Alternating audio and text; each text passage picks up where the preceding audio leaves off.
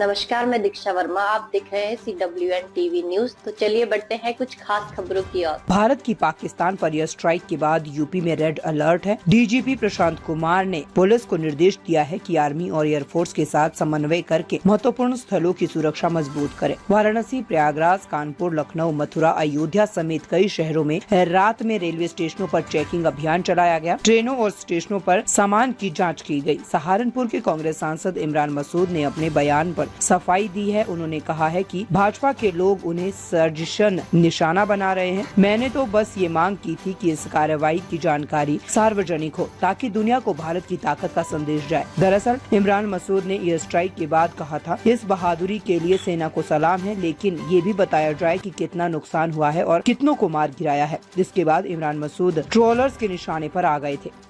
राजनाथ सिंह जी ने भी यही कहा है कि हम लोगों ने जो ये कार्रवाई हुई है वो जो बेगुनाह लोग थे वहां पर किसी के ऊपर कोई कार्रवाई नहीं की गई। मैंने सुबह भी कहा था कि हमारी कार्रवाई सिलेक्टिव है, बिल्कुल एकदम पिन पॉइंट टारगेटेड है। टारगेट के ऊपर हमने हमला किया है। जो आतंक का गढ़ था, आतंक के जहां ठिकाने थे, जहां आतंक को पनाह मिल रही थी, उन पनाह गांव को निशाना बनाया गया है। आम नागरिक को निशाना नहीं बनाया गया। ये तो खुद पाकिस्तान भी कह रहा है कि जो मसूद असद है उसके परिवार के 10 लोग, और वो खुद भी कह रहा है कि मैं भी उनके साथ मर जाता तो बेहतर होता। जब तू वहां मार रहा था तब क्या था? लोगों को बेगुनाह लोगों का कत्ल कर रहा था, लोगों को उकसा करके यहाँ भेज करके आतंकवादी घटनाएं करा रहा था, तब क्या था? जब किसी के बच्चे नहीं मर रहे थे।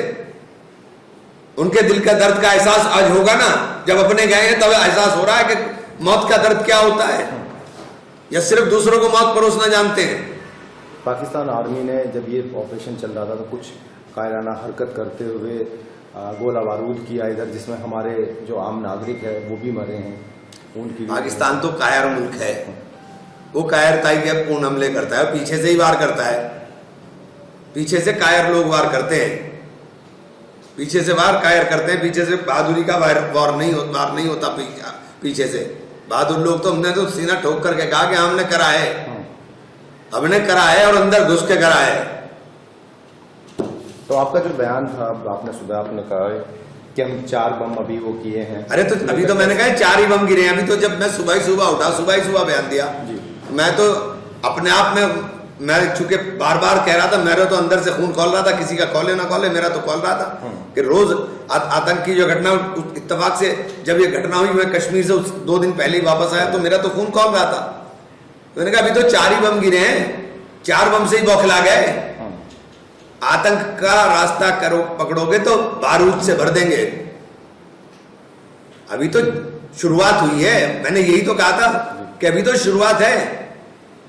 हमें आतंक की जड़ को खत्म करना है, और इसको कहते हैं ईंट से पत्थर, ईंट का जवाब पत्थर से देना।